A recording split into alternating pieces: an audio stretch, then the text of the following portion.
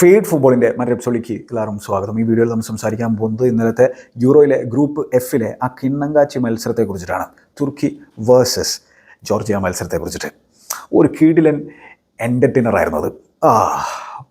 എന്താ പറയുക, attacking football രണ്ട് ടീമുകളും കാഴ്ചവെക്കുന്നു, ചാൻസുകൾ ക്രിയേറ്റ് ചെയ്യുന്നു, അതിൽ ചാൻസുകൾ മിസ് ചെയ്യുന്നു, ചിലത് എടുക്കുന്നു, ചില കിടിലൻ ഗോളുകൾ നമുക്ക് കാണാൻ സാധിക്കുന്നു. അങ്ങനെ പ്രോപ്പർ എൻ്റർടൈൻമെൻ്റ് ആയിരുന്നു, ഒരു പ്രോപ്പർ സ്പെക്ടക്കിൾ ആയിരുന്നു ആരാധകരെ സംബന്ധിച്ചോളം ഈ രണ്ട് രാജ്യങ്ങളും ഇന്നലെ യൂറോയിൽ നമുക്ക് പ്രൊവൈഡ് ചെയ്തിട്ടുണ്ടായിരുന്നത്. ഇതിൽ തന്നെ ജോർജിയയെ സംബന്ധിച്ചോളം എന്താണ്, അവർ ഈ ടൂർണമെൻറ്റിൽ ഏറ്റവും ലോവസ്റ്റ് റാങ്ക്ഡ് ആയിട്ടുള്ള ഒരു സൈഡാണ്. 75 അവരുടെ ഫിഫ റാങ്കിങ്. പക്ഷേ ഇന്നലത്തെ അവരുടെ കളി കണ്ടു കഴിഞ്ഞാൽ ഇത്രയും എന്താ പറയുക 75ാമത്തെ റാങ്കിൽ കിടക്കുന്ന ഒരു സൈഡാണെന്നുള്ളതൊന്നും നമുക്ക് കരുതാൻ പറ്റില്ല എന്നതാണ്. അത്തരത്തിൽ നല്ല രീതിയിൽ അവർ പോരാടിയിട്ടുണ്ട്, നല്ല രീതിയിൽ അവർ ഫൈറ്റ് ചെയ്തിട്ടുണ്ട്, നല്ല രീതിയിൽ തന്നെ അവർ അറ്റാക്ക് ചെയ്തിട്ടുണ്ട് തുർക്കിയെ എന്നുള്ളതാണ് നമ്മൾ മനസ്സിലാക്കേണ്ട ഒരു സംഭവം. അപ്പോൾ എന്താണ്, നമുക്കെന്തായാലും കിഡിലിനായിട്ടുള്ളൊരു സ്പെക്ടക്കിൾ കിട്ടി. ഒടുവിൽ തുർക്കി 3-1 എന്നുള്ള സ്കോറിന് വിജയിച്ചു. തുർക്കിയെ സംബന്ധിച്ചിടത്തോളം വളരെ ഇമ്പോർട്ടൻ്റ് ആയിട്ടുള്ളൊരു വിജയമാണ് ഈ ഗ്രൂപ്പിൽ. അവർ നിലവിൽ 1-ാം സ്ഥാനത്താണ് ഇരിക്കുന്നത്, ഗോൾ ഡിഫറൻസിൻ്റെ പുറത്ത്. 2-ാം സ്ഥാനത്താണ് പോർച്ചുഗൽ ഇരിക്കുന്നത് എന്നുള്ള കാര്യം ഓർക്കേണ്ടതായിട്ടുണ്ട്. ഇനി ആരാണ് തുർക്കിയുടെ മാനേജർ? വിൻസെൻസോ മൊണ്ടേല എന്ന് പറയുന്ന ഇറ്റാലിയനാണ്. ചെങ്ങായിയുടെ 50ാമത്തെ പിറന്നാളായിരുന്നു ഇന്നലെ ഉണ്ടായിരുന്നത്. ഏറ്റവും ബർത്ത്ഡേ ഗിഫ്റ്റാണ് ഈ തുർക്കിഷ് താരങ്ങൾ ചെങ്ങായിക്ക് കൊടുത്തിട്ടുള്ളത്. റോമയുടെയൊക്കെ ഇതിഹാസമാണ് ഈ വിൻസെൻസോ മൊണ്ടേല. അപ്പോൾ അതിൽ തന്നെ ആർദാ ഗുലേറിൻ്റെ ആ ഒരു ഗോള്, മത്സരം 2-1 ആക്കിയതിലുള്ള ആ ഒരു ഗോള്, എൻ്റെ പൊന്നോ, ലെഫ്റ്റ് ഫുട്ടിൽ നിന്ന് തെറിച്ച് പോയിട്ടുള്ള ആ ഒരു സാധനം ഉണ്ടല്ലോ ഔട്ട്സൈഡ് ദ ബോക്സിൽ നിന്ന്, അതൊരു കിടിലൻ ഗോളാണ്. ബ്യൂട്ടിഫുൾ സാധനം. അപ്പോൾ അതും വിൻസെൻസോ മൊണ്ടേല സംബന്ധിച്ചോളം ഒരു കിടിലൻ ബർത്ത്ഡേ പ്രസൻ്റ് ആയിട്ട് വേണമെങ്കിൽ നമുക്ക് കണക്കാക്കാൻ പറ്റുന്ന സംഭവമാണ്. ഈ ആർദാ ഗുലേറിനൊക്കെ കുറിച്ച് പറയുകയാണെങ്കിൽ റയൽ മാഡ്രിഡിനെ സംബന്ധിച്ചോളം മറ്റൊരു മരതകത്തെ അവരുടെ ആ ഒരു സ്ക്വാഡിലേക്ക് കൊണ്ടെത്തിച്ചിരിക്കുകയാണ്. അതും ബദ്ധവരികളായിട്ടുള്ള ബാഴ്സലോണയുടെ മൂക്കിൻ്റെ തുമ്പത്തു നിന്നാണ് ഈ ഒരു സൈനിങ് റയൽ മാഡ്രിഡ് നടത്തിയിട്ടുള്ളത് നമുക്കറിയുന്നതാണ്. റയൽ മാഡ്രിഡിലേക്ക് ചെന്നിട്ട് അദ്ദേഹത്തിന് ഇഞ്ചുറിയും കാര്യങ്ങളൊക്കെ പറ്റി, പക്ഷേ സെക്കൻഡ് ഹാഫ് ഓഫ് സീസണിൽ അദ്ദേഹം ഇമ്പാക്ട് ഉണ്ടാക്കി നമ്മൾ കണ്ടിട്ടുണ്ട്, അദ്ദേഹം ഗോളുകൾ അടിക്കുന്നത് നമ്മൾ കണ്ടിട്ടുണ്ട്, അദ്ദേഹത്തിൻ്റെ എബിലിറ്റി നമുക്ക് കാണാൻ പറ്റുന്നതാണ്. അതൊന്നും എന്താണ് ഒരു സംശയമില്ലാത്തൊരു സംഭവമാണ്. കിടിലൻ എബിലിറ്റി ഉള്ള ഒരു കിണ്ണങ്കാച്ച് ടാലൻറ്റ് തന്നെയാണ് ഈ ആർദാ ഗുലേർ. തുർക്കിയെ സംബന്ധിച്ചോളം അവരുടെ സ്റ്റാർ ബോയ് ആണ് അദ്ദേഹം. ബിഗ് സ്റ്റേജിൽ ഇപ്പോൾ തുർക്കിക്ക് വേണ്ടി ഡെലിവറി ചെയ്യുന്നതാണ് നമ്മൾ കണ്ടുകൊണ്ടിരിക്കുന്നത്. ഇങ്ങനെയുള്ള എത്ര ടാലൻറ്റുകളാണ് ഇപ്പോൾ ഈ റയൽ മാഡ്രിഡ് പൊക്കിക്കൊണ്ട് പോയി വെച്ചിരിക്കുക എന്നുള്ളതാണ് ഞാൻ ആലോചിക്കുന്നത്. എന്താണിത്? ഇനി ഈ ആർദാ ഗുലേറിൻ്റെ ഇന്നലത്തെ ഗോള് ചരിത്ര പ്രാധാന്യമുള്ള ഒരു ഗോൾ കൂടിയാണ്. 2004 യൂറോയിൽ ക്രിസ്ത്യാനോ റൊണാൾഡോ എന്ന് പറയുന്ന ടീനേജറായിരുന്നു പോർച്ചുഗലിന് വേണ്ടിയിട്ട് അന്ന് തൻ്റെ ഡെബ്യൂവിൽ ഗോളടിച്ച ഏറ്റവും പ്രായം കുറഞ്ഞ താരം. ഇപ്പോൾ ആ റെക്കോർഡ് മറികടന്നിരിക്കുകയാണ് ആർദാ ഗുലേർ. തുർക്കിഷ് കുപ്പായത്തിൽ 8ാം നമ്പർ ധരിച്ചുകൊണ്ട് ആ കിഡിലൻ ഗോള് തൻ്റെ ലെഫ്റ്റ് ഫുട്ട് കൊണ്ട് ഔട്ട്സൈഡ് ദ ബോക്സിൽ നിന്ന് അടിച്ചതോടു കൂടിയിട്ട് യൂറോയിൽ തൻ്റെ ഡെബ്യൂവിൽ ഗോളടിക്കുന്ന ഏറ്റവും പ്രായം കുറഞ്ഞ താരമായിട്ട് മാറിയിരിക്കുകയാണ് ആർദാ ഗുലേർ. 19 വയസ്സ് മാത്രമേ പ്രായമുള്ളൂ.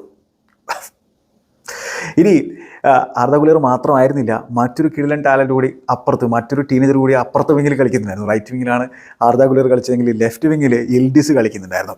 അപ്പോൾ ഇൽഡിസ് ആണെങ്കിൽ യുവൻറ്റസിൻ്റെ താരമാണ്, ഒടുക്കത്തെ ഒരു പ്രോസ്പെക്റ്റ് കൂടിയാണ്. അതുപോലെ തന്നെ മറ്റൊരു നോട്ടബിൾ പെർഫോമൻസ് കാഴ്ചവെച്ചിട്ടുള്ളത് ഇന്നലെ തുർക്കിക്ക് വേണ്ടി ലെഫ്റ്റ് ബാക്കായിട്ട് കളിച്ചുള്ള കഡിയോഗ്ലു ആണ്. അതായത് കഡിയോഗ്ലുവിനെ സംബന്ധിച്ചിടത്തോളം ആൾ ഒരു നാച്ചുറൽ ലെഫ്റ്റ് ബാക്ക് അല്ല, ആൾ ഒടുക്കത്തെ വെർസറ്റൈലിറ്റി ഉള്ള ഒരു പ്ലെയറാണ്. ആൾക്ക് റൈറ്റ് ബാക്കായിട്ട് കളിക്കാൻ പറ്റും, ആൾക്ക് മിഡ്ഫീൽഡ് കളിക്കാൻ പറ്റും, വിങ്ങറായിട്ട് കളിക്കാൻ പറ്റും. അങ്ങനത്തെ ഒടുക്കത്തെ വെർസറ്റൈലായിട്ടുള്ള ഒരു ഫുട്ബോളറാണ് കഡിയോഗ്ലു. കഡിയോഗ്ലു ഇന്നലെ ലെഫ്റ്റ് ബാക്കായിട്ട് അൺബലീവബിൾ ആയിട്ടാണ് കളിച്ചിട്ടുണ്ടായിരുന്നത്. കഡിയോഗ്ലുവും ഇൽഡിസും തമ്മിലുള്ള ഒരു കോമ്പിനേഷൻ പ്ലേ ഒക്കെ നമുക്ക് ആ ഒരു ലെഫ്റ്റ് ചാനലിൽ കാണാൻ പറ്റുന്നുണ്ടായിരുന്നു. നല്ല എനർജിയും നല്ല അറ്റാക്കിംഗ് ഇൻറ്റൻറ്റും അതുപോലെ തന്നെ ഡിഫെൻഡ് ചെയ്യാനും പറ്റുന്ന തരത്തിലുള്ള ഒരു പ്ലെയറാണ് കഡിയോഗ്ലു. നിലവിൽ ഫെനർബാച്ചയിലാണ് ഫുട്ബോൾ കളിച്ചുകൊണ്ടിരിക്കുന്നത്. 24 വയസ്സുണ്ട്. ജോസെ മൊറീനോയുടെ കീഴിൽ അദ്ദേഹത്തിന് ഫുട്ബോൾ കളിക്കാൻ പറ്റുമോ, അതോ യൂറോ കഴിഞ്ഞ് കഴിഞ്ഞാൽ അദ്ദേഹത്തെ ഏതെങ്കിലും ക്ലബ്ബ് വലിയ തുക കൊടുത്തുകൊണ്ട് കൊണ്ടുപോകുമോ എന്നുള്ളത് കാത്തിരുന്ന് കാണേണ്ട ഒരു വിഷയമാണ്. കാരണം ഒരു സ്ക്വാഡിൽ നല്ല രീതിയിൽ യൂട്ടിലൈസ് ചെയ്യാൻ പറ്റുന്ന തരത്തിലുള്ള പ്ലെയറാണ്. കാരണം എവിടെ വേണമെങ്കിലും കളിപ്പിക്കുക, പിന്നെന്താ ആ ജാതി വെർസറ്റൈലിറ്റി ഉണ്ടെങ്കിൽ ഏത് ക്ലബ്ബും പൊക്കിക്കൊണ്ട് പോകില്ലേ. അപ്പോൾ പുള്ളിക്കാരൻ കിടലാണ് കളിച്ചത്. പിന്നെ മുൾഡറിൻ്റെ ഗോള്, എൻ്റെ പൊന്നോ, ഏജാതി ഗോളായിരുന്നു അത്. അപ്പോൾ അതിലേക്കൊക്കെ നമുക്ക് വരാം. പിന്നെ മത്സരത്തിൻ്റെ അറ്റംപ്റ്റ്സുകളുടെ എണ്ണത്തിലേക്ക് നോക്കിക്കഴിഞ്ഞാൽ ഇന്നലെ മൊത്തം രണ്ട് ടീമുകളും കൂടിയിട്ട് നടത്തിയ അറ്റംപ്റ്റ്സുകളുടെ എണ്ണം 36 അറ്റംപ്റ്റ്സുകൾ നടത്തിയിട്ടുണ്ട്. അതിൽ 22 തുർക്കി, 14 ജോർജിയ. 8 ടാർഗറ്റിലേക്ക് തുർക്കിക്ക് അടിക്കാൻ സാധിച്ചപ്പോൾ 5 ജോർജിയ ടാർഗറ്റിലേക്ക് അടിച്ചത്. 5 ബിഗ് ചാൻസസ് വീതം രണ്ട് ടീമുകളും ക്രിയേറ്റ് ചെയ്തിട്ടുണ്ടായിരുന്നു. അപ്പോൾ അതാണ് ചാൻസുകൾ ഇഷ്ടം പോലെ ഉണ്ടാക്കിയിട്ടുള്ള ഒരു മത്സരമായിരുന്നു. പൊസിഷൻ നമ്മൾ നോക്കിക്കഴിഞ്ഞാൽ 56% തുർക്കിക്ക്, 44% ജോർജിയക്ക്. ഇതിൽ തന്നെ സെക്കൻഡ് ഹാഫിൽ 50-50 ലെവലായിരുന്നു പൊസിഷൻ ഉണ്ടായിരുന്നത് രണ്ട് സൈഡുകളുടെയും സ്റ്റാറ്റ്സുകളിലേക്ക് നമ്മൾ നോക്കുന്ന സാഹചര്യത്തിൽ. ഇനി എന്താ മത്സരത്തിലെ പ്രധാനപ്പെട്ട ഇവൻസുകളിലേക്ക് കടന്നു കഴിഞ്ഞാൽ ഐഹാനാണ് മിഡ്ഫീൽഡിൽ ചലനൂലൂടെ കൂടെ സ്റ്റാർട്ട് ചെയ്യുന്നത്. ചലനൂലു ആണ് ഇതിലൊരു സൂപ്പർ സ്റ്റാർ എന്ന് പറയുന്ന പ്ലെയർ. ഇന്റർ മിലാൻ്റെ മിഡ്ഫീൽഡറാണ്. ഒരു കിഡിലെ മിഡ്ഫീൽഡറാണെന്നുള്ള കാര്യത്തിൽ യാതൊരു സംശയം വേണ്ട. ചലനുവാണ് ഈ തുർക്കിയുടെ കപ്പിത്താൻ കൂടി എന്നുള്ള കാര്യം ഓർക്കേണ്ടത്. അപ്പോൾ അദ്ദേഹത്തിന് കൂടെ ഐഹാൻ സ്റ്റാർട്ട് ചെയ്യുന്നു. ഈ ഐഹാൻ്റെ ഒരു കിഡിലൻ അറ്റംപ്റ്റ് നമ്മൾ തുടക്കത്തിൽ കണ്ടിട്ടുണ്ടായിരുന്നു. ഏകദേശം 10ാമത്തെ മിനിറ്റിലാണ് ഔട്ട്സൈഡ് ദ ബോക്സ് എന്നുള്ള അദ്ദേഹത്തിൻ്റെ അറ്റംപ്റ്റ് പോസ്റ്റിൽ തട്ടി പോകുന്ന ഒരു സാധനം നമ്മൾ കണ്ടു. അപ്പോൾ ഇങ്ങനെ പോസ്റ്റിൽ തട്ടുന്നു, ചാൻസുകൾ ജസ്റ്റ് മിസ്സായി പോകുന്നു, ഗോൾ കീപ്പർമാർ സേവ് ചെയ്യുന്നു, അത്തരത്തിലുള്ള ഒരുപാട് ഇവൻറ്റ്സുകൾ പറഞ്ഞിട്ടുള്ള ഒരു മത്സരമാണ്. എല്ലാം പറയാൻ പറ്റുമെന്ന് എനിക്ക് തോന്നുന്നില്ല, ചിലതൊക്കെ പറഞ്ഞു പോകാം. പിന്നെ മെക്കവബ്ഷീലിയുടെ ഷോട്ട് ഡിഫ്ലക്റ്റ് ചെയ്തിട്ടുള്ള സാഹചര്യത്തിൽ അത് ഗുനോക്ക് എന്ന് പറയുന്ന കീപ്പർ സേവ് ചെയ്യായിരുന്നു. അതും ഒരു ഓപ്പർച്യൂണിറ്റി ആയിരുന്നു ജോർജിയ മത്സരം. അവരുടെ ഒരു ഫസ്റ്റ് മേജർ ഓപ്പർച്യൂണിറ്റി അവർക്ക് ഫസ്റ്റ് ഹാഫിൽ കിട്ടിയിട്ടുള്ളത് ആ ഒരു സാഹചര്യത്തിലാണ്. അവർ തുടക്കത്തിൽ ഒന്ന് പതറിയിട്ടുണ്ടായിരുന്നു, മെല്ലെയാണ് അവർ ഗെയിമിലേക്ക് വന്നിട്ടുണ്ടായിരുന്നത്. പിന്നെ ഗെയിമിലേക്ക് വന്നതിന് ശേഷം അവർ നല്ല രീതിയിൽ തന്നെ തുർക്കിഷ് ഡിഫൻഡേഴ്സിന് പ്രശ്നങ്ങൾ ഉണ്ടാക്കുന്നതിന് നമ്മൾ കണ്ടിട്ടുണ്ടായിരുന്നത്. പിന്നെന്താണ് യിൽഡിസിൻ്റെ ലെഫ്റ്റ് വിങ്ങിൽ നിന്നുള്ള ഒരു അറ്റംപ്റ്റ് നമ്മൾ കാണാം. അദ്ദേഹത്തിന് നല്ല ഗ്രേറ്റ് ഫുട് വർക്ക് ലെഫ്റ്റ് വിങ്ങിലൂടെ കട്ട് ഇൻസൈഡ് ചെയ്തതിനു ശേഷം അദ്ദേഹത്തിൻ്റെ ഒരു അറ്റംപ്റ്റ് മമർദഷ്വിലി സേവ് ചെയ്യാണ്. മമർദഷ്വിലി നമുക്കറിയാം വലൻസിയയുടെ കീപ്പറാണ്. ഈ ജോർജിയൻ സൈഡിൽ 2 സൂപ്പർ സ്റ്റാറുകൾ, ഒന്ന് മമർദഷ്വിലിയും മറ്റൊന്ന് വരച്ച്കേലിയും ആണെന്നുള്ളത് നമുക്കറിയുന്നതാണ് നാപ്പോളിയുടെ. അപ്പോൾ എന്തായാലും പിന്നെ എങ്ങനെയാണ് തുർക്കി തുർക്കി ലീഡ് എടുക്കുന്നത് മത്സരത്തിൻ്റെ 25ാമത്തെ മിനിറ്റിലാണ്. അപ്പോൾ അതിൽ ഒരു കിടിലൻ വോളിയാണ് വന്നിട്ടുള്ളത്. പക്ഷേ അതിലുള്ള വളരെ നീറ്റായിട്ടുള്ള മൂവ്മെൻറ്റ് നടത്തിയിട്ടുണ്ട് ഈ തുർക്കിഷ് താരങ്ങൾ. അപ്പോൾ അതിൽ തന്നെ ഈ കഡിയോഗ്ലു ഇൻവോൾവാണ്, കോച്കു ഇൻവോൾവാണ്. കോച്കു തൻ്റെ അടുത്തേക്ക് ബോൾ എത്തുന്ന സാഹചര്യത്തിൽ ഈ ബോക്സിലേക്ക് ലെഫ്റ്റ് സൈഡിലൂടെ റൺ ചെയ്തിട്ടുള്ള ഈ കഡിയോഗ്ലുവിനെ പിക്ക് ചെയ്യാണ് 1 ടച്ചിലൂടെ. കഡിയോഗ്ലു ഒരു ബൈലിൻ്റെ അടുത്തേക്ക് ഇതിന് ശേഷം ഒരു ക്രോസ് കൊടുക്കുകയാണ്. ആ ക്രോസ് കൊടുത്തത് ജോർജിയ ഡിഫെൻഡ് ചെയ്യുന്നുണ്ട്, ഹെഡ് ചെയ്തിട്ടുള്ള സാധനം റൈറ്റ് ബാക്ക് ആയിട്ടുള്ള മുൾഡറിലേക്കാണ് വന്ന് വീഴുന്നത്. മുൾഡർ ആ ബോക്സിൻ്റെ റൈറ്റ് സൈഡിൽ അപ്പോൾ എത്തി നിൽക്കുകയാണ്. ആ ബോൾ വന്ന് വീഴുമ്പോൾ വോളി അടിച്ച് കയറ്റുകയാണ്. അതിന് ഒടുക്കത്തെ ടെക്നിക്ക് വേണം. അതൊരു കിടിലൻ ഗോളാണ്, ബ്യൂട്ടിഫുൾ ഗോൾ. അങ്ങനെ വോളി അടിച്ച് കയറ്റുക എന്ന് പറഞ്ഞാൽ വളരെ ബുദ്ധിമുട്ടുള്ള ഒരു എബിലിറ്റിയാണ്. മുൾഡർ ഗോൾ അടിക്കുന്നു, ലീഡ് നേടിക്കൊടുക്കുകയാണ് തുർക്കിക്ക്. അങ്ങനെ മത്സരം പുരോഗമിക്കുന്നു.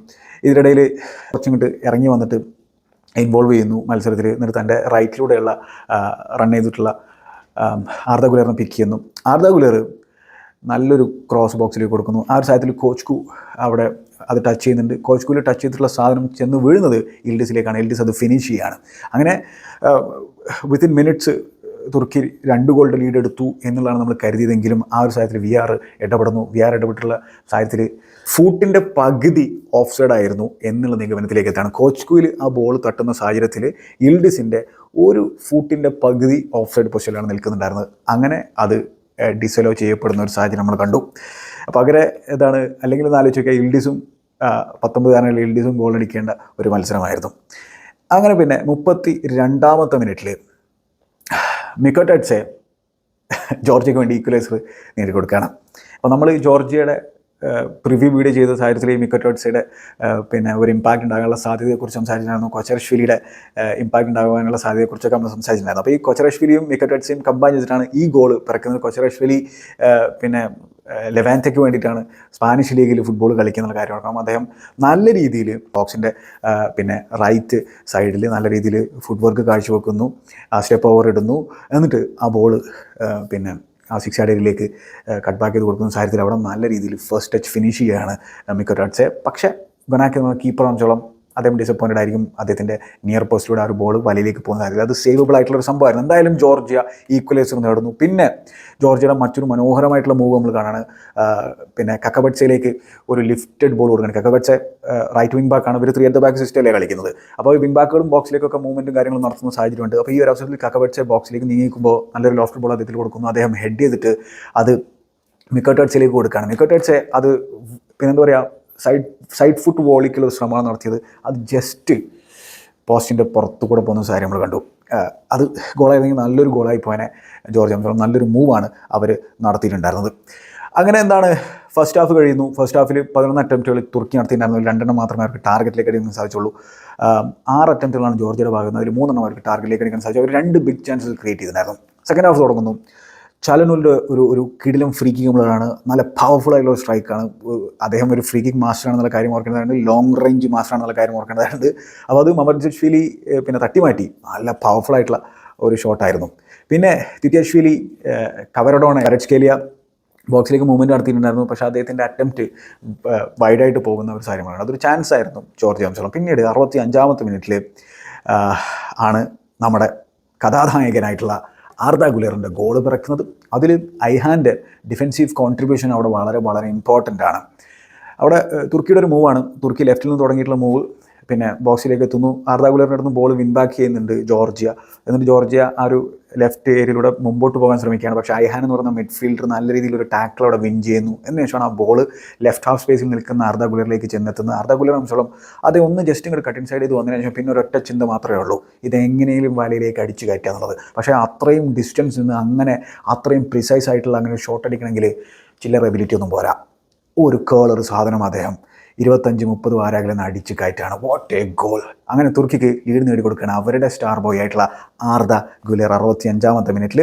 പിന്നെ കൊച്ചറശ്വലിയുടെ ഒരു കിടിലും മൂവ് നമ്മൾ കാണണം. കൊച്ചറശ്വലിയും മിക്കറ്റോട്സിയും വീണ്ടും ഇൻവോൾവ് ആയിട്ടുള്ള സംഭവം. കൊച്ചറശ്വലി തുർക്കിയുടെ എന്താ പറയുക ഹൃദയഭാഗത്തിലൂടെ ആ ബോക്സിലേക്ക് റൺ നടത്തുകയാണ്. എന്നിട്ട് അവർ എഡ്ജ് ഓഫ് ദ ബോക്സിൽ നിൽക്കുന്ന മിക്കറ്റോട്സിലേക്ക് പാസ് കൊടുക്കുകയാണ്. മിക്കറ്റോട്സ് അത് തിരിച്ച് കൊച്ചറശ്വലി കൊടുക്കുന്നു. കൊച്ചറശ്വലി നല്ല രീതിയിലുള്ള ക്വിക്ക് ഫീറ്റും കാര്യങ്ങളൊക്കെ കാഴ്ചവെക്കുന്നു. തുർക്കിഷ് ഡിഫെൻഡിങ് അവിടെ വളരെ മോശമാണെന്നുള്ള കാര്യം ഓർക്കണം. എന്നിട്ട് കൊച്ചറശ്വലി അത് ഷോട്ട് അടിക്കുന്നത് ബാറിൽ തട്ടി തിരിച്ചു പോരുന്ന ഒരു കാര്യം കണ്ടു. അൺലക്കിയാണ് അവിടെ കൊച്ചറശ്വലി അംശോളം. നല്ലൊരു മൂവാണ് അദ്ദേഹം അവിടെ നടത്തിയിട്ടുണ്ടായിരുന്നത്. പിന്നെന്താണ്, മൊണ്ടേല ചേഞ്ചസ് വരുത്തുന്നു. യൂസഫ് യാച്ചീച്ചിയെ ആർദ ഗുലറിന് പകരം കൊണ്ടുവരുന്നു. ഐഹാനെ പിൻവലിച്ചിട്ട് ഡെമിറാലിനെ കൊണ്ടുവരുന്ന സാഹചര്യമൊക്കെ നമ്മൾ കണ്ടിട്ടുണ്ടായിരുന്നു. അതുപോലെ തന്നെ കുറച്ച് സമയം കൂടി കഴിഞ്ഞപ്പോൾ യിൽഡിസിനെയും മാറ്റിയിട്ട് ആർത്തർ കോഗ്ലുവിനെ കൊണ്ടുവരാണ്. എക്സ്പീരിയൻസ്ഡ് ആയിട്ടുള്ള ഒരു ക്യാമ്പയിനറാണ്. 25 വയസ്സുണ്ട്, പക്ഷേ എക്സ്പീരിയൻസ് ഉള്ള ഒരു പ്ലെയറാണ് ആർത്തർ കോഗ്ലു. അതുപോലെ സെക്കി ചെലിക്കിനെയും കൊണ്ടുവന്നിട്ടുണ്ടായിരുന്നു, മൊൾഡറിനെ മാറ്റിയിട്ട് ആ ഒരു റൈറ്റ് ബാക്ക് റോളിൽ. പക്ഷേ ഇതിനിടയിൽ എന്താണ്, ഈ യൂസുഫിന് നല്ലൊരു ചാൻസ് കിട്ടിയിട്ടുണ്ടായിരുന്നു. ആ ഒരു റൈറ്റ് ഹാഫ് സ്പേസിൽ നല്ലൊരു ക്രോസ് ബോക്സിലേക്ക് കൊടുത്തിട്ടുണ്ടായിരുന്നു. അദ്ദേഹം ഹെഡ് ചെയ്യുന്നു. അതും അമർദശ്വലി നല്ല രീതിയിൽ സേവ് ചെയ്യുന്ന ഒരു കാര്യം നമ്മൾ കണ്ടു. പിന്നെ ഒരു കിടിലൻ ചാൻസ് ജോർജിയ ക്രിയേറ്റ് ചെയ്തിട്ടുണ്ടായിരുന്നു. അപ്പോൾ ഇത് എന്താ സംഭവം, വരച്ച്കേരിയുടെ നല്ലൊരു മൂവാണ് ലെഫ്റ്റ് വിങ്ങിലൂടെ. അങ്ങനെ അദ്ദേഹം വൈരിൻ്റെ അടുത്ത് എത്തിയതിനു ശേഷം ബോക്സിലേക്ക് ഒരു ക്രോസ് കൊടുക്കുന്നു. അതവിടെ ആ ബോൾ ഡിഫ്ലക്റ്റ് ചെയ്തിട്ടുള്ള ബോൾ ബോക്സിൽ തന്നെ വീഴുകയാണ്. ആ ഒരു 6 ഏരിയയുടെ മുന്നിൽ വന്ന് വീഴുമ്പോൾ അവിടെ കൊച്ചരശ്വിലിയും മിക്കറ്റോട്സിയും ഒരേ ബോളിന് വേണ്ടി രണ്ടുപേരും ആക്രാന്തം കൂട്ടിയിട്ട് അടിക്കാനുള്ള ശ്രമം നടത്തി. അങ്ങനെ അത് അവർ ഫക്കപ്പ് ചെയ്യുന്നൊരു സിറ്റുവേഷൻ നമ്മൾ കണ്ടത്.